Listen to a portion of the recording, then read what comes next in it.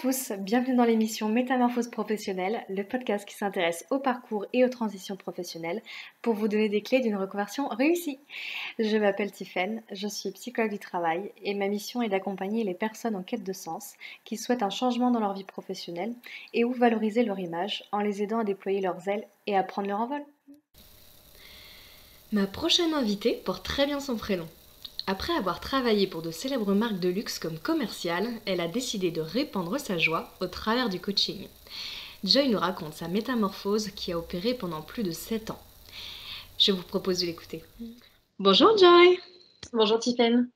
Écoute, je suis enchantée de te recevoir pour ce podcast Métamorphose professionnelle. Eh ben, écoute, merci pour cette invitation. Je suis ravie aussi et je pense qu'on a pas mal de choses à se dire aujourd'hui. Oui, totalement. Donc, tu vas nous parler un petit peu de ton parcours, du processus de transition professionnelle, de métamorphose professionnelle, comme j'aime le dire. Et puis, déjà, pour commencer, est-ce que tu peux te présenter ? Oui, alors donc je suis Joy Souillard, je suis la fondatrice de Gold Digger et ça fait 2 ans que je suis coach et consultante en changement de carrière. Donc, on va dire que mon métier aujourd'hui, c'est d'accompagner les cadres plutôt âgés de 25 à 35 ans dans justement leur métamorphose professionnelle. Donc, mes clients aujourd'hui sont des gens qui ont envie de changer de métier et ils me consultent pour une reconversion, une mobilité ou même pour créer leur entreprise. Donc, vraiment, je les accompagne dans toutes ces phases de réflexion et de mise en action. Voilà, et ça, c'est mon métier depuis 2 ans et je pense que ça fait écho à toutes mes propres reconversions à moi. Voilà, c'est pas un métier que j'ai choisi par hasard. D'accord, alors tu vas nous expliquer justement qu'est-ce qui t'a amené là, qu'est-ce que tu faisais avant ces 2 ans et quelles sont les démarches qui t'a permis d'être là où tu es aujourd'hui. Alors écoute, avant d'être dans le milieu du coaching, j'étais dans l'industrie du luxe, donc rien à voir. J'ai un master en management du luxe et pendant à peu près 6 ans, de 2014 à 2020, j'ai travaillé pour cette industrie. Alors un peu pêle-mêle comme ça, j'ai eu des postes, alors je vais te citer quelques grandes marques, mais j'ai bossé pour Chanel, pour Dior, pour Hermès, j'ai bossé en France, j'ai bossé à l'étranger. J'ai bossé au siège à Paris. J'ai été, par exemple, chef de projet, formation chez Dior. J'ai bossé sur le terrain en tant que commercial, responsable engagement client chez Chanel. Donc, ça fait pas mal de différents postes et de différentes marques comme ça. Mais c'est parce qu'en fait, j'ai démarré ma carrière par beaucoup de contrats précaires. J'avais beaucoup de copines qui avaient un CDI en sortant des études. Moi, ça s'est pas du tout fait comme ça. J'ai enchaîné des stages, des contrats d'intérim, des CDD. J'ai même eu un visa de 6 mois en Australie. Euh, D'accord. donc voilà, c'est un peu l'enchaînement de toutes ces expériences qui ont fait mon début de carrière dans l'industrie du luxe. Ok, Donc finalement, j'ai pu tester pas mal de choses et avec du recul, j'ai appris oui, à développer pas mal de compétences, à créer un réseau et voilà. Donc d'abord dans l'industrie du luxe. ça marche. Et alors, qu'est-ce qui a fait qu'à un moment donné, tu as quitté l'industrie du luxe pour arriver dans le coaching ? Alors en fait, il s'est passé que j'avais identifié le coaching comme un futur métier assez tôt dans ma carrière. En gros, j'ai fait mon master, j'ai eu un dernier stage chez Parfum Christian Dior et à ce moment-là, donc on était en 2014, ma manager de l'époque étudiait le coaching. Et moi j'arrive, tu vois, je découvre un petit peu le monde de l'entreprise, le monde du luxe et là quelqu'un me parle de coaching pour la toute première fois et m'embarque un peu dans son monde. Et ma manager en fait, donc à l'époque elle prenait des cours, mais elle coachait en interne des collaborateurs de l'entreprise. Et sans forcément assister, tu vois, à une séance de coaching, je découvre un petit peu, voilà, la posture de coach, quelle est la différence entre un formateur, donc moi j'étais plutôt côté formation, la différence entre un formateur et un coach. Et là, c'est la révélation. Je sais pas comment te le dire, c'est pas vraiment très rationnel, mais je me dis, c'est ça que je veux faire. Et en fait, il s'est passé que entre la découverte du coaching et vraiment mon passage à l'action, il y a eu 6 ans. 6 ans parce que j'ai eu beaucoup de mal à m'autoriser à me lancer dans cette industrie alors que je venais à peine de terminer un master en management du luxe. Donc j'ai eu une énorme croyance pendant très longtemps, la croyance que parce que j'avais fait un master dans une industrie particulière, il fallait que ma carrière soit dans cette industrie. Donc Hmm. master en luxe égale carrière en luxe et je ne pouvais pas bifurquer. Ça m'a suivi pendant pas mal d'années et... euh, un autre constat, c'est qu'en fait, dans les entreprises que j'ai fréquentées, je voyais que des parcours assez ascendant. Tous mes collaborateurs montaient dans l'entreprise. Tu vois, il n'y avait pas de switch sur le côté, je change de D'accord. métier, je me reconvertis. Ouais, c'était vertical. C'était hyper vertical. Des stagiaires qui devenaient cadres ensuite, qui devenaient managers parce qu'ils embauchaient eux-mêmes des stagiaires et hop, ça montait.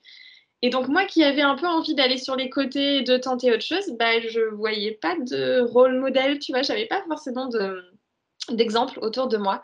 Donc je pense que ça a aussi freiné un petit peu mon passage à l'action. C'est ce qui fait que pendant 6 ans, et ben, je me suis, alors le mot est un petit peu fort, mais je me suis un peu enfoncée dans l'industrie du luxe. Tu vois, j'y suis allée à fond. Et après, j'aimais aussi ça, hein. J'ai eu de très très beaux projets dans ma carrière, mais je m'autorisais pas à bifurquer. Et puis, pour rappel, on est en 2014 et à l'époque, on parlait un petit peu de reconversion, mais c'était peut-être un petit peu moins Aujourd'hui. voilà, démocratisé qu'aujourd'hui. Et pour des profils aussi jeunes que les nôtres. Je sais pas quel âge tu as, mais du coup, moi, à l'époque, j'avais 24 ans et on ne D'accord. parlait pas forcément de reconversion à 24 ans. Hmm. Et donc, Voilà. 24 ans, comment ça s'est passé? Tu disais que tu t'autorisais pas. Oui. Qu'est-ce qui a fait qu'à un moment donné, tu as fini par t'autoriser? Alors, ça a pris énormément de temps, mais je pense qu'à un moment, j'avais tellement identifié que je voulais faire du coaching que déjà, je me suis offert une formation. Pour moi, c'était inconcevable de faire ce métier sans formation. Je ne savais pas coacher, de toute façon. Donc, déjà, j'ai repris mes études. J'ai attendu d'avoir un petit creux dans mon activité professionnelle pour m'offrir une formation, pour voilà, m'engager. Et une fois que j'ai eu mon diplôme, ben, j'ai encore un petit peu traîné. Il y a eu un an entre ma certification et le lancement de ma boîte. Et pendant cette année, j'étais salariée pour encore une marque de luxe. Et en fait, sur mon dernier poste, j'ai vécu une petite déception professionnelle. Je sentais qu'il y avait une inadéquation entre qui j'étais, ce que je voulais faire et ce que je faisais réellement sur mon poste. Donc j'étais commerciale à l'époque chez Chanel. C'est une très très belle maison de luxe, mais sur le poste que moi j'avais, je sentais que j'apportais peut-être 10% de mes compétences. Et j'étais extrêmement frustrée de ça. Et c'est là où je me suis dit, attends, moi je milite au quotidien pour l'alignement professionnel, je ne peux pas moi-même ne pas être bien dans mon Oui. travail au quotidien. Ça n'a pas de sens. Je bataille pour que tous mes amis soient heureux au travail, donc il faut que moi aussi j'incarne ça, et puis je le mérite. Et c'est là que je me suis dit, attends, tu as identifié le coaching comme ton futur métier, ta certification, c'est bon, tu es coach, qu'est-ce que tu attends pour te lancer? Et donc peut-être que cette déception professionnelle m'a aidé à enfin me dire, ok, je mérite de m'épanouir. J'ai plus envie de faire de compromis sur mes missions. J'ai envie vraiment de faire ce que j'aime et ce pourquoi je suis aussi faite. Donc il y a eu ça, et je pense qu'il y a eu aussi au même moment du soutien de mon entourage. Et ça, Hmm. c'est hyper important aussi. J'ai eu mon papa qui m'a dit, cette année, tu montes ta boîte. Et la D'accord. grosse pression.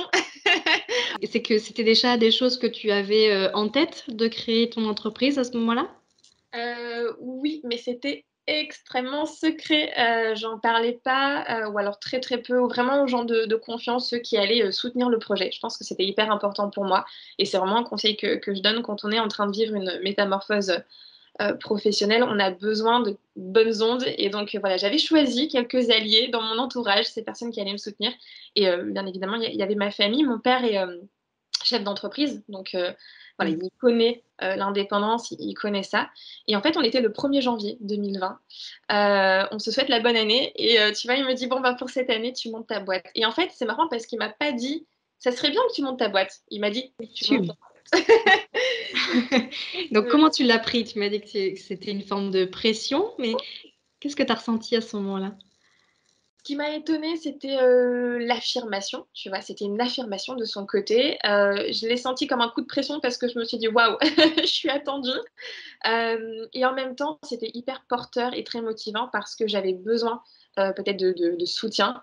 Quand il y a des gens qui croient en ton projet, qui t'imaginent faire le métier que toi, secrètement, tu rêves de faire, et ben, ça te porte. Voilà. Et je pense que j'avais peut-être besoin de ça. Il y a eu lui, il y a eu mon mari ensuite, mais je pense que voilà, entre mon poste qui ne me plaisait plus et les premiers soutiens de mon entourage, ça m'a permis de me dire, ok, allez, maintenant là, on y est, c'est le timing, j'y vais. Voilà. Mmh. Bon, super. Et alors du coup, donc là, tu étais un peu plus convaincue que tu allais t'y mettre. Ouais. Qu'est-ce qui s'est passé ensuite? Alors, du coup, ça s'est fait encore en plusieurs étapes. J'avais ma formation, enfin, j'avais ma certification. J'étais décidée. J'ai d'abord avant de monter ma boîte et de foncer un peu tête baissée, j'ai d'abord essayé de voir si je pouvais pas faire du coaching en parallèle de mon poste de salarié. D'accord. Donc, j'ai d'abord essayé de négocier. Alors, comment ça s'appelle? J'avais une clause d'exclusivité. Voilà, Oui. avec Mhm. l'entreprise. Donc, la première des choses que j'ai essayé de faire, c'était de négocier la rupture de cette clause. Ça n'a pas vraiment fonctionné. Ouais. Voilà. Comment ça s'est passé? Parce que c'est vrai qu'en effet, il y a certains contrats qui mentionnent cette clause. C'est pas systématique, mais est-ce qu'il y a eu une négociation qui a été faite au niveau ressources humaines, ça? Alors en fait, oui, j'ai eu un point avec ma manager à l'époque. Ça a été en fait l'occasion pour moi de voir un petit peu où est-ce que je me situais dans l'entreprise, quels étaient les projets de l'entreprise au global, et même pour moi, où est-ce que on me projetait dans l'entreprise, parce que voilà, on a des envies, mais on est aussi placé dans les entreprises par rapport à nos compétences et aux soins de la enfin, aux souhaits de la hiérarchie, pardon. Et en fait, donc c'est à ce moment-là que pendant un point annuel, j'ai abordé cette question de clause d'exclusivité. Et en fait, j'ai dit que je voulais pas forcément monter ma boîte pour faire un empire du coaching. L'idée, c'était peut-être de faire quelques heures par-ci, par-là, d'accompagner peut-être un client, deux clients par mois. Je m'imaginais encore faire les deux. Tu vois, à l'époque, c'était pas. J'ai eu du mal, en fait, à me lancer et à faire que du coaching. Donc, j'essayais peut-être de garder les deux, de tenir Mhm. les deux branches. Voilà. Et donc, voilà, j'ai abordé ça comme ça en me demandant tout simplement ce qu'il était possible de faire, en expliquant que mes engagements étaient toujours chez Chanel et que voilà, si on acceptait cette rupture de clause d'exclusivité, moi je m'engageais à toujours faire mes objectifs. En étant toujours à temps plein? Oui, oui, oui, toujours à Oui. temps plein. En fait, je travaillais du mardi au samedi, ce qui fait que j'avais tous mes lundis de disponibles. Et D'accord. par exemple, quand j'ai dû préparer ma certification de coach, je coachais déjà les lundis. Donc, je savais que c'était possible pour moi d'allier les deux en termes de planning. Donc, c'est un petit D'accord. peu ça que j'ai reproposé. Je savais que c'était possible. Et en fait, j'ai senti voilà, que ça bloquait, que c'était pas forcément les souhaits de l'entreprise, que c'était peut-être une demande un peu exceptionnelle. Et ça, je le conçois, parce que quand j'en ai parlé à d'autres collaborateurs, c'est vrai que c'est pas quelque chose qui se fait. Tout à fait. Et donc, du coup, bah, j'ai senti que le dossier traînait un petit peu. Et ça, plus d'autres petites actions, je me suis dit, OK, il se passe qu'en fait, chez Chanel, on m'attend pas sur des sujets de coaching, et c'est normal, c'est pas non plus pour ça que j'ai signé. Moi, je me sens plus en adéquation voilà, sur ce poste, donc ça, plus ça, plus ça, à un moment, il faut que je fasse un choix. Et Mm. j'ai fait le choix du cœur. Et voilà. Donc, il y a d'abord eu cette étape voilà, de négociation, de rupture de clause d'exclusivité. Et une fois que ça a bloqué, et ben, il y a eu la démission. Donc j'ai démissionné. Voilà. Et après, Entre le moment où tu leur as annoncé ce souhait-là et la démission, combien de temps il s'est écoulé entre les deux? je dirais un mois et demi. Ça a été- D'accord, c'était relativement rapide quand même. Voilà. Mm. Après 6 ans à réfléchir, voilà, j'ai commencé à me mettre un peu plus en action. Ouais, non, là, ça a été un peu plus court. Et donc, j'ai eu une période de préavis que j'ai pu faire en entier. Et puis, une fois que j'étais voilà, libérée de mon poste, c'est là où j'ai pris du temps pour finalement réfléchir au business que j'avais envie de créer et déconstruire aussi tout ce que je connaissais de ma vie professionnelle d'avant. Donc, je ne connaissais que le salariat, je connaissais les salaires fixes, les clients qui venaient tout seuls, le site internet déjà créé, les plaquettes, les cartes de visite déjà toutes faites pour moi. Et là, il a fallu tout mettre en place, tout reconstruire. C'était pas juste être coach, c'était Bien devenir sûr. chef d'entreprise. Entreprise. Voilà. Donc Mm. ça, voilà, j'ai passé tout un été à réfléchir à ça, à ce que je voulais mettre en place et à comment devenir chef d'entreprise. Donc je me suis fait aider. Est-ce Euh, que ton père a pu t'aider aussi sur ce versant-là, puisque lui avait déjà cette expérience? alors, j'ai pas sollicité son aide parce que mon père est très dans l'opérationnel, mais donc il a sa boîte qui fonctionne très très bien depuis des années, mais c'est pas forcément quelqu'un qui va être dans de la stratégie, qui va être présent sur Internet, sur les réseaux sociaux. Des choses comme ça. Il a une autre façon de travailler et c'est vrai que par rapport à mon business model, par rapport à ce que j'avais envie de proposer, voilà, fallait que je m'entoure peut-être de personnes plus dans les services et dans le coaching. Donc, j'ai commencé à me faire accompagner.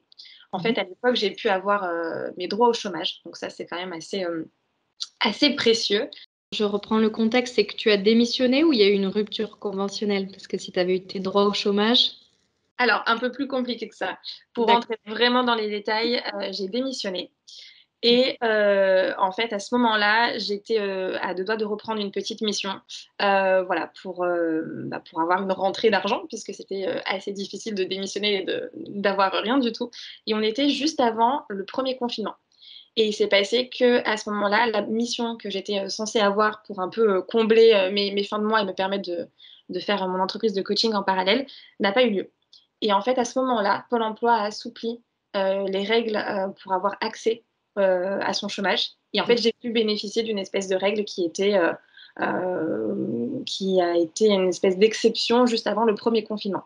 D'accord, ok.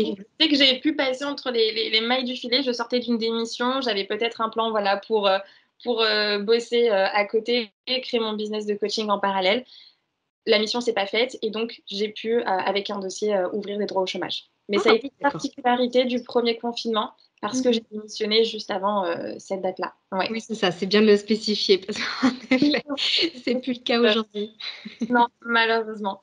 Mais je pense que si j'avais pas eu cette exception, j'ai des amis qui ont attendu 4 mois pour représenter un dossier à l'assurance chômage et pour demander leurs droits. Et ça a été accepté avec bien sûr un dossier assez bien fourni. Donc, euh, donc voilà.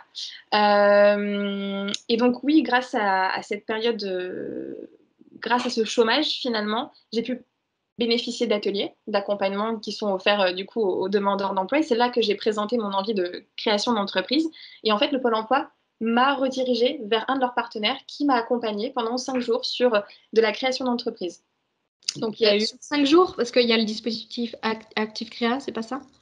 Non, c'était pas ça. Là, c'était l'ARAPL. Donc je crois qu'ils sont présents sur le territoire au national. Mais moi, j'ai du coup bénéficié de l'accompagnement à Nice. Et D'accord. pendant 5 jours, j'ai eu des bases sur la micro-entreprise, sur le marketing, la communication. Et ça a été hyper intéressant parce que même venant d'une école de commerce, quand on pratique pas, quand on s'est jamais penché sur ces questions-là pour son propre business, et ben Mm. voilà, ça fait du bien. Ça a été une vraie piqûre de rappel.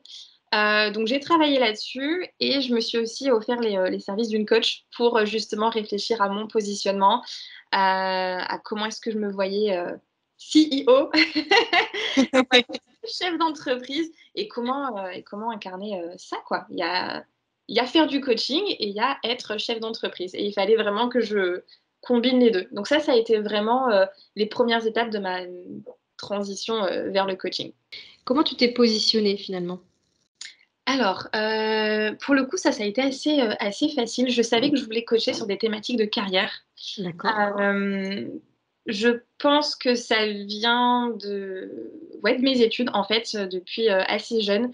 J'ai toujours aidé mes amis dans la rédaction de leur CV, dans la préparation aux entretiens d'embauche. Tu vois, j'ai toujours adoré ça. Et comme moi-même, j'avais enchaîné pas mal de petits contrats un petit peu courts, des CDD, de l'intérim, ça, j'avais été habituée à faire un CV, à être présente sur LinkedIn, à me vendre mes compétences, vendre mon parcours. Toujours eu les postes que où j'ai toujours réussi les entretiens d'embauche. Et c'était des compétences, c'était une expertise que j'avais envie de partager avec mes clients. Donc ça s'est fait comme ça. Je me suis dit, OK, quand est-ce que mes amis me sollicitent? Sur quoi est-ce qu'ils me sollicitent? Qu'est-ce que je peux apporter aux autres? Et ça, c'était une évidence. Et en plus, c'est des sujets qui me font vibrer. Donc voilà, c'est comme ça que j'ai créé mon positionnement. Voilà. Et non, ça, pour le coup, ça a été assez facile à mettre en place. Le petit truc qui est arrivé et qui a un peu corsé le lancement, euh, pour le coup, c'est un sujet un peu perso et on en avait un peu discuté toi et moi, mais c'est que je suis tombée enceinte un Oui. mois après le lancement de ma boîte.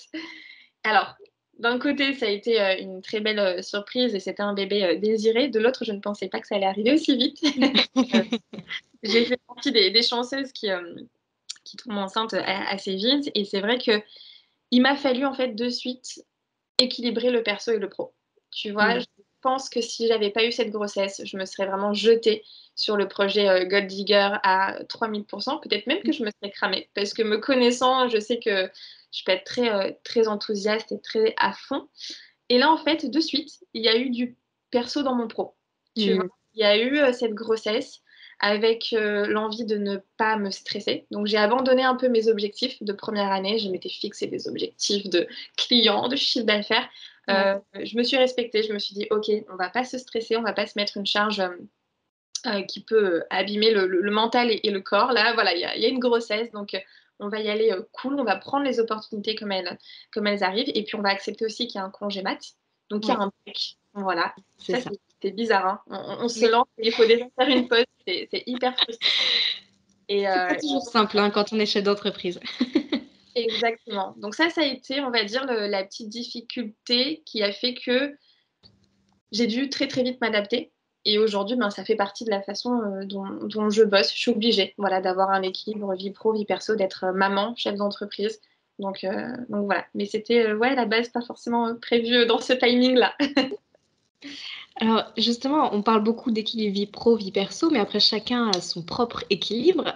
Toi, quel est cet équilibre-là que tu as a priori trouvé?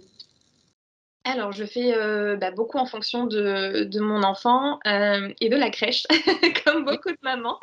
Il faut savoir que ma fille est gardée 3 jours par semaine en crèche et 1 jour par semaine chez mes parents. Donc, on va dire qu'il y a 4 jours où je peux être à temps plein. Je vais privilégier les jours où elle est à la crèche pour faire mes rendez-vous en présentiel à Nice. Donc, c'est les moments où je sais qu'elle est gardée, il y a une équipe avec elle, j'ai Mmh. le planning, c'est fixe. Donc, moi, c'est les jours où je vais m'autoriser finalement à aller dans les espaces de coworking, rencontrer mes clients, etc. Et les moments où elle est chez mes parents, par exemple, je vais plus faire du travail de fond, je vais plus préparer ma stratégie, mes réseaux sociaux, etc. Donc, tu vois, c'est en fait mes blocs de Oui. travail sont vraiment divisés en fonction de sa garde à elle, de D'accord. ses horaires à elle, etc. Et le lundi, ben voilà, il n'y a pas de mode de garde, donc j'ai accepté que je ne travaillerai pas le lundi. C'est pas forcément communiqué, j'ai toujours un petit œil sur mes réseaux, sur mes emails, je suis toujours joignable, mais voilà, je ne peux pas avec un bébé de moins d'1 an accepter les calls, gérer l'enfant à côté, et puis j'ai aussi envie de passer du temps avec elle. C'est finalement ça le vrai luxe, tu vois. Je suis plus dans l'industrie du luxe, mais le vrai luxe, c'est de pouvoir adapter mon planning en fonction d'elle et de la voir grandir et de profiter. En tout cas, voilà, j'ai cette chance-là et je fais en fonction d'elle, mais ça n'a jamais posé problème à mes clients qui ne sont même pas au courant de cette organisation. Finalement, ils vont peut-être le découvrir en écoutant l'épisode, mais ça n'a pas d'impact finalement sur mon planning, sur mes rendez-vous avec mes clients. Ils ne le voient pas forcément. On a nos horaires fixes et puis C'est ça. voilà. Et des fois, ils découvrent au bout de quelques mois que j'ai un bébé et que je vais à la crèche à distance. D'accord, comme toute maman, on a son Et il y a beaucoup organisation. de bienveillance, tu vois. Je fais partie de la première de mon groupe d'amis à avoir un enfant, donc je découvre ça. Euh, et je suis extrêmement étonnée de la bienveillance de mes clients qui sont des fois plus âgés, qui ont déjà des enfants et qui comprennent tout à fait. Donc, pour celles qui aimeraient se lancer et qui réfléchissent à tout ça, c'est possible. Il faut s'organiser, c'est possible. Et c'est très bien accueilli par les clients. Mmh. Oui, je le remarque aussi, moi, de mon côté. OK, d'accord et c'est vraiment important, tu vois, qu'on puisse, en effet faire cette analyse globale. C'est-à-dire qu'en effet, il y a le pro, il y a le projet, il y a cette transition professionnelle, mais il y a il y a des à côté, il y a plein de des fois des imprévus, des choses du quotidien, de la vie personnelle qui viennent évidemment s'imbriquer, hein. C'est tout un ensemble, qu'il faut prendre en compte, dans cette transition et dans cet équilibre, de vie. Oui, c'est exactement ça et c'est en ce sens que j'accompagne aussi mes clients. C'est une métamorphose professionnelle, ça change, ça fait bouger toutes les cases autour. Ça peut même avoir un impact dans son entourage, dans une dynamique de couple aussi. Donc, c'est important de prendre tout ça en compte et oui, de réfléchir à comment est-ce que ça va faire bouger les choses. En tout cas, tout est possible. Je pense qu'on peut tout équilibrer. Tout est une question, voilà, d'équilibre. Et puis, à un moment, il y aura peut-être un focus sur la carrière. À un moment, ça sera un C'est focus ça. sur les enfants et ça peut très bien se passer. Ça peut bouger au fil du temps. Oui. Justement, tu parlais aussi du lien, donc avec ta famille, que justement ça pouvait aussi faire bouger les lignes. Quel regard a ton entourage, familial, ton conjoint, amical, sur la création de ton entreprise et l'équilibre que tu peux trouver aujourd'hui à la fois en tant que maman et entrepreneur? Je ne leur ai pas posé la question, mais je pense que tout est très bien accepté. Et peut-être que même j'en ai étonné certains par ma persévérance, parce que voilà, c'est vrai que quand on tombe enceinte juste après s'être lancé, et quand je dis m'être lancé, c'est que voilà, il y avait juste mon site internet qui était créé, et voilà. Clairement, j'aurais pu baisser les bras, j'aurais pu aller retourner vers ce qu'il y avait de confortable, à savoir le salariat. J'ai jamais été contre le salariat, et au contraire, ça a été très sécurisant, et je pense que peut-être que certaines personnes de mon entourage m'attendaient là-dessus et s'étaient dit, ben, peut-être qu'elle va mettre de côté son projet. En tout cas, je suis contente d'avoir réussi à faire vivre les deux et je pense que c'est une évidence maintenant pour mes proches. Tu vois, c'est comme ça. Voilà, j'ai du soutien, mais c'est évident. Euh, ils me demandent comment ça va, ils me soutiennent. Certains m'envoient des clients aussi. Donc, non, je pense qu'aujourd'hui, c'est une évidence, mais parce que ça fait 2 ans aussi, tu vois. Mhm. Et il y a 2 ans, c'était peut-être un peu plus fragile dans leur esprit. J'avais l'impression, ouais. Ouais. Ouais. Et puis après, il y a entourage et entourage, il y a les entrepreneurs de mon entourage qui forcément encouragent ce type de projet. Mon mari a toujours été euh, très bienveillant, il est à son compte et ça a été un de mes premiers soutiens. Mais il y a peut-être des gens autour de moi qui avaient des craintes face à l'entrepreneuriat, des peurs. Ah, mais du coup, tu vas plus avoir les mêmes avantages, mais tu vas plus avoir la même sécurité financière. Ah, mais comment tu vas trouver tes clients? Ça, forcément, je les ai avec toute la bienveillance de mon entourage, j'ai quand même entendu ces phrases-là. Et, Mhm. voilà. Et aujourd'hui, ben ouais, c'est une évidence. C'est comme ça. J'ai ma boîte, j'ai mes partenaires, j'ai mes projets. Donc, on n'a plus ces discussions-là. Mais ouais, peut-être que j'en ai surpris quelques-uns. À échanger avec eux. D'accord. Et au moment de ce congé maternité, puisque tu as été en arrêt, alors combien de temps tu t'es arrêté là dans ton activité? Et ben du coup, 3 mois. Alors un congé maternité, c'est généralement 4 mois. Et donc pour plusieurs raisons, j'ai fait la démarche d'écourter mon congé maternité. D'abord parce qu'il y avait eu des couacs avec l'assurance maladie et que j'avais été extrêmement mal rémunérée et voilà, jusqu'à ce que mon dossier soit réévalué. Donc c'était un petit peu compliqué Mhm. d'accueillir un enfant avec très peu de droits. Mais les lois ont changé. Et donc ça, c'est un super plus pour les femmes qui veulent tomber enceinte et être entrepreneur. Les choses deviennent plus faciles. Et il y avait aussi le fait que j'avais envie d'écourter ce congé mat parce que donc dans le coaching, dans le milieu de la réinsertion pro, il y a des temps forts. En septembre, on est sur un mois assez fort et j'étais censée être en congé de septembre à octobre. Donc je me suis dit, voilà, j'ai pas envie de rater pardon. J'avais des partenariats, il y avait des choses qui se mettaient en place.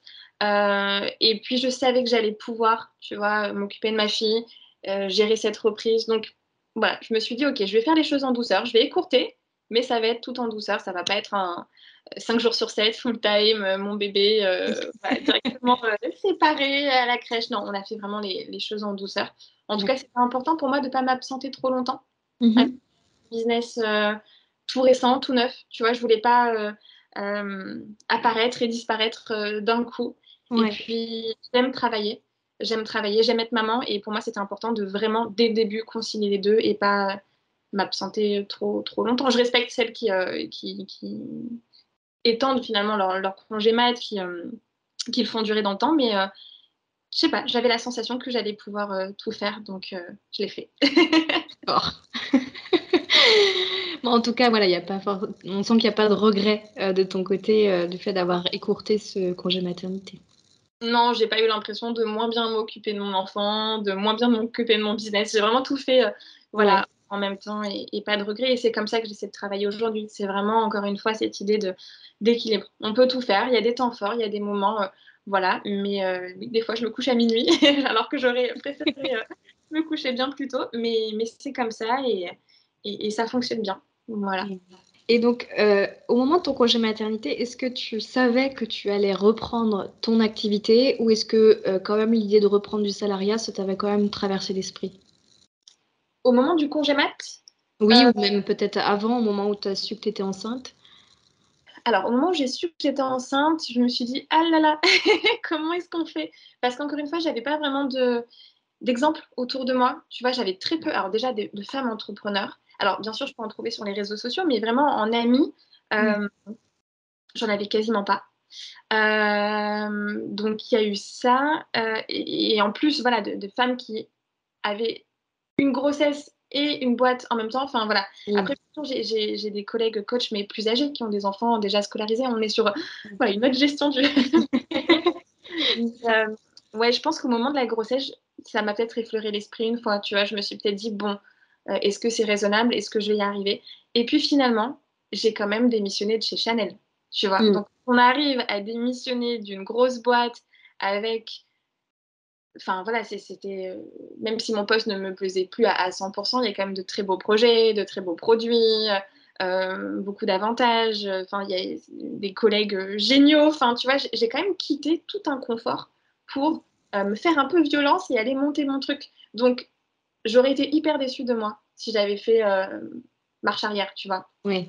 Si j'avais fait un step back, j'aurais été hyper déçue et je me serais dit, mais attends, t'as quitté tout ça pour finalement revenir en arrière. Ça a été hyper dur hein, de quitter mon poste là, c'est un peu décrit rapidement, mais finalement, si ça a mis autant de temps, c'est que ça n'a pas été si simple que ça. Et je pense que ouais, non, j'aurais été déçue. Et par contre, une fois que j'étais en congé mat, une fois que Gold Digger a été lancé, qu'il y a eu les premiers clients, tout ça, non, la question s'est plus jamais reposée. Et récemment, on m'a proposé un poste de salarié.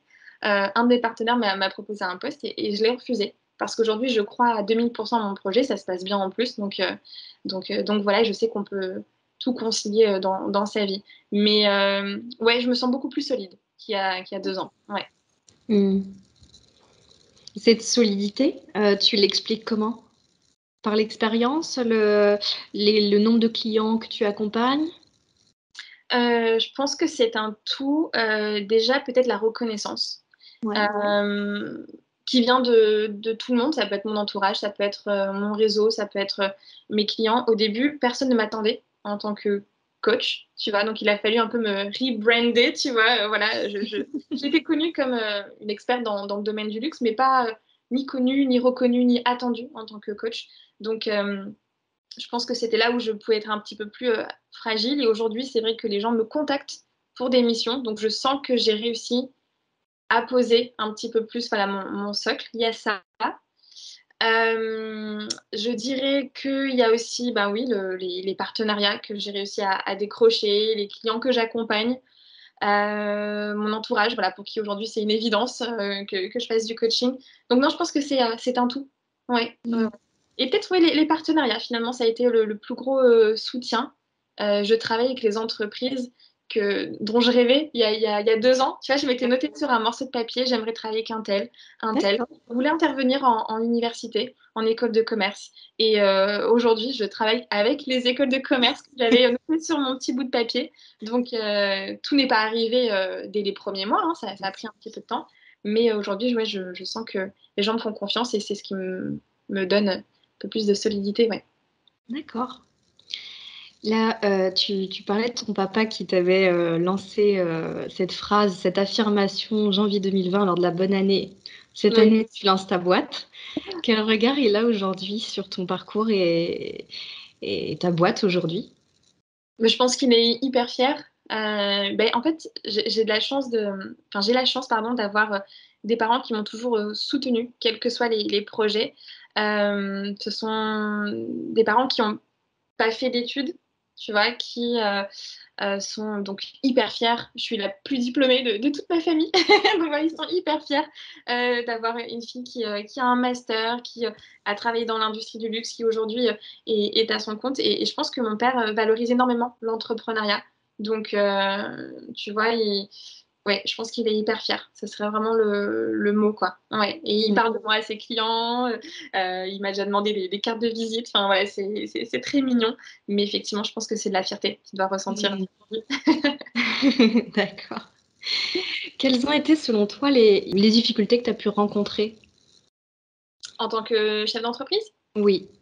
Ou lors de ta transition, sans forcément parler uniquement en tant que chef d'entreprise, ça peut être aussi en termes de transition professionnelle. Alors, dans la transition, ce qui a été difficile, ben voilà, c'est toutes ces petites croyances qui me parasitaient, tu vois, l'impression de... Et puis aussi, voilà, peut-être un truc que j'ai pas évoqué, c'est qu'en fait, autour de moi, quand je voyais des coachs, ils avaient souvent beaucoup plus d'expérience. C'était des anciens DRH, managers, des consultants. Mm. J'avais beaucoup de figures de coach autour de moi, de gens qui avaient la cinquantaine. Et Mhm. j'avais beaucoup de mal à croire qu'on pouvait devenir coach à même pas 30 ans. Voilà. Mm. Parce que j'ai eu ma certification, oui, j'avais 30 ans. Et en fait, oui, c'est tout à fait possible. À partir du moment où voilà, on fait son diplôme, on a sa certification, bon, bah voilà, on est coach. Mais j'avais cette croyance qu'il fallait que j'attende. il fallait que je sois plus experte, plus professionnelle encore. Et c'est pour ça aussi que pendant 6 ans, j'ai travaillé dans l'industrie du luxe. Donc ça m'a freinée. Mhm. Euh, et après, peut-être, oui, peut-être le regard des autres. Et encore, c'est pas quelque chose qui m'impacte aujourd'hui plus que ça. Je pense que j'ai pu m'en détacher. Mais c'est vrai que j'avais l'impression, voilà, d'aller à contre-courant. Tu sais, on parlait de ces profils un peu ascendants. Tous mes collègues visaient une promotion dans l'entreprise. Et moi, des fois, je me projetais pas parce que je savais au fond de moi qu'il y avait quelque chose qui m'attendait ailleurs. Et ça a été un peu difficile, tu vois, Mhm. d'avoir ce secret un peu du coaching, de savoir que ça allait être mon futur métier, mais de pas forcément en parler ou voilà, ouais, de vivre un peu ça en secret et de voir tous les autres gravir les échelons et de me dire, mais moi, c'est pas forcément ce que je veux. Ouais, c'est un peu ce que c'est à contre-courant que j'ai ressenti D'accord. pendant quelques temps, oui. Et que ressentent mes clients aujourd'hui. Et c'est, voilà, j'accompagne beaucoup de personnes qui vivent ça. Mais ouais, je pense que ça a été des difficultés. Et après, maintenant, en tant que chef d'entreprise, alors moi, je suis à Nice et j'ai mis du temps à m'entourer.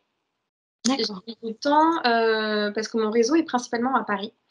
Et j'ai mis pas mal de temps à m'entourer, à trouver d'autres nanas de mon âge qui ont leur boîte, etc. Donc ça a été un peu difficile de bosser sans sentiment d'équipe ou de soutien Mhm. aux entrepreneurs. Voilà, aujourd'hui, ça y est, j'intègre des clubs, je commence à beaucoup plus réseauter, me connecter. Donc ça aide énormément. Mais ouais, tu vois, il me manquait ce côté équipe ou Ouais. soutien ou, voilà, que j'avais perdu dans ma transition pro entre le salariat et l'entrepreneuriat. Oui, c'est très souvent quelque chose qu'on retrouve, hein. Alors après, c'est toujours un équilibre à trouver. C'est en effet, il y a la dépendance, il y a l'autonomie, la liberté d'action, mais contrepartie, il faut pouvoir s'entourer et c'est pas toujours facile. Et en effet, ça demande plus de temps que quand on est salarié. Bon, bah, l'équipe est déjà présente. C'est ça. Là, la difficulté, c'était de trouver d'autres personnes, alors pas forcément des coachs, mais de Mm. trouver des personnes inspirantes avec Mm. qui je vais pouvoir échanger, qui allaient avoir envie de créer du lien aussi sans qu'il y ait concurrence, parce que des fois, voilà, on peut sentir que quand on fait les mêmes métiers, il peut y avoir une concurrence, alors que moi, je pars du principe qu'on est toutes consoeurs ou on est tous confrères et on peut tous s'apporter des choses, voire collaborer, et je fonctionne beaucoup comme ça. Mais voilà, ça a été ça qui était important pour moi de retrouver cet esprit, ce soutien et des gens qui m'inspirent. Voilà. Oui, ça, Toujours des gens qui me tirent vers le haut, c'est hyper important. Comment tu vois l'avenir là de ton entreprise? Alors, écoute, pas mal de choses. Donc là, aujourd'hui, je fais énormément de bilan de compétences. C'est ce qui plaît beaucoup à mes clients. Donc ça, c'est une offre que voilà, j'aimerais garder. Après, j'aimerais créer plus de contenu en ligne, plus de formats vidéo. Donc tu vois, dans mes offres, j'ai envie d'être un petit peu plus euh, fine, plus précise, apporter plus de valeur ajoutée encore. Je pense que la multiplication de certains partenariats fait que voilà, j'ai des nouvelles idées. Donc j'ai vraiment envie d'enrichir ma carte de service. Après, j'interviens donc en milieu universitaire et ce qui se passe en ce moment, c'est que je suis en train de débloquer certains partenariats, d'avoir de nouvelles écoles. Donc ça, c'était un de mes projets et c'est en train de se concrétiser aujourd'hui. Et ça fait partie de l'identité de Gold Digger. Il y a des clients B2C, on va dire, privés et les écoles de commerce. Voilà, plus de présence en ligne. Et après, écoute, ça c'est vraiment pour le très court terme. Et je me le souhaite. On en reparlera peut-être dans 1 an, 2 ans. Avec plaisir. Un jour d'embaucher des gens Oui. et de commencer à peut-être former voilà, des collaborateurs et d'être soutenu en interne. Ouais, j'adorerais avoir une petite équipe pour m'aider et pour déléguer ce que je fais aujourd'hui. Enfin, tu connais ça, mais voilà, j'ai un métier très 360 degrés. J'aimerais pouvoir déléguer peut-être de la création de contenu, de la stratégie digitale, voilà, d'un côté. Pour moi, être un peu plus présente avec les clients, tu vois, c'est ce genre d'évolution que je me souhaite et en équipe. Ça serait génial. Est-ce qu'il y a quelque chose que tu aimerais rajouter qu'on n'aurait pas mentionné? Ben, je pense que sur mon parcours, on a vraiment fait le tour. Le petit conseil que j'aimerais donner, avec tout le recul que j'ai aujourd'hui, c'est que tout est possible. Après, oui, ça prend du temps. Faut pas se flageller si ça prend du temps. Moi, je suis la personne la plus épanouie du monde aujourd'hui, mais ça a pris 10 ans. Et je pense que c'est bien des fois que ça prenne du temps et je regrette pas, tu vois, les 6 ans que j'ai passé dans l'industrie du luxe, même si l'issue est différente aujourd'hui, mais je regrette pas ça du tout. Et voilà, autorisez-vous à vivre ce processus à fond. Utilisez votre entourage. Entourez-vous voilà, de bonnes personnes, d'alliés qui pourront vraiment soutenir votre démarche. N'hésitez pas à investir sur vous. Je te parlais de la coach qui en fait était mon ancienne manager de chez Dior, celle qui m'a introduit au coaching, qui m'a coachée ensuite. Donc, boucle était bouclée. Mais voilà, j'ai investi sur moi, j'ai investi sur elle, voilà. Et l'idée, c'est vraiment de penser à soi, à son alignement professionnel, à s'entourer de bonnes ondes, à faire les choses que l'on ressent. Et tout se passera très bien. Voilà. Très bien. Écoute, super conclusion. J'aimerais te remercier en tout cas pour cette interview, tout le partage de ton parcours et ta joie de vivre. Écoute, ton prénom, ceci dit. Hein. Oui, et les gens n'auront pas la vidéo, mais effectivement, il y a eu pas mal de sourires pendant notre échange. Mais merci beaucoup pour cette invitation et merci pour le podcast que tu crées, parce que je pense que ça inspire pas mal de monde et beaucoup de gens traversent cette métamorphose professionnelle. Donc, j'espère qu'ils se reconnaîtront dans les différents parcours de tes invités. Donc, encore merci. Je vous remercie grandement pour votre écoute de cette nouvelle métamorphose professionnelle et je vous invite à vous abonner pour suivre les prochains épisodes. Si vous pensez que cela peut inspirer ou apporter une aide à une personne de votre entourage, partagez-lui le lien de ce podcast. Le monde mérite de déployer ses ailes. À bientôt pour une nouvelle métamorphose.